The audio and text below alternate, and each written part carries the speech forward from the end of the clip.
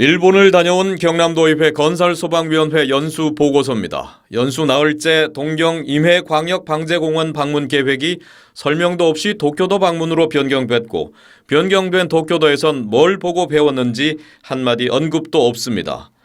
동경소방청에선 군집 행사 관련 매뉴얼이나 대처 방법에 대해 짧은 대화만 오갔을 뿐 12구 참사를 예방하기 위해 경남은 어떻게 해야 하는지 깊이 있는 고민은 보이지 않습니다.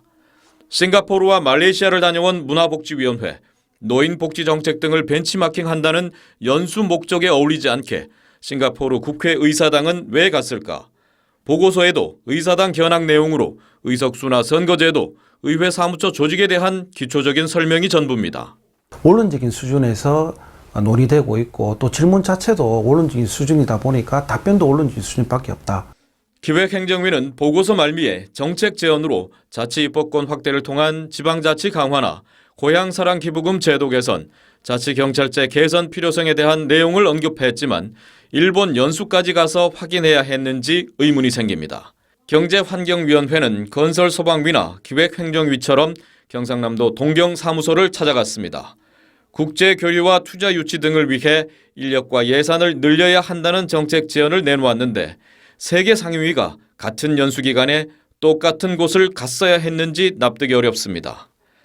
연료전지 관련 기업체의 일본 본사를 방문해 경남 양산의 생산 공장 유치를 건의한 것은 성과로 이어지기 위한 후속 조치가 필요한 대목입니다.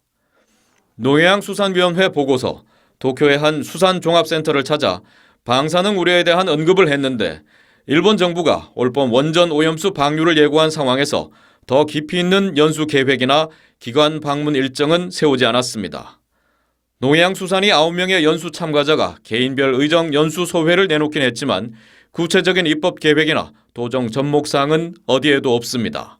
구체적인 연수 목적이 굉장히 희박해요. 국내에서 파악할 수 있는 걸 갖다가 굳이 해외까지 간다 하는 거죠. 일본의 초중등 학교를 찾은 교육위는 학령 인구 감소 등으로 추진되고 있는 초중 통합학교의 방향을 모색했고 전교생의 절반 이상이 외국 국적인 한 초등학교에서 다문화 상생 모델을 발견했다고 했습니다.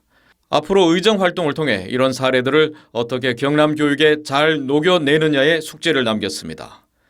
경남도의회 6개 상임위는 연수 보고서에 하나같이 예산 집행 내역은 전혀 밝히지 않았고 역시 지난 연말 해외 연수를 다녀온 도의회 확대 의장단은 아직 연수 보고서조차 공개하지 않고 있습니다. MBC 뉴스 박종웅입니다.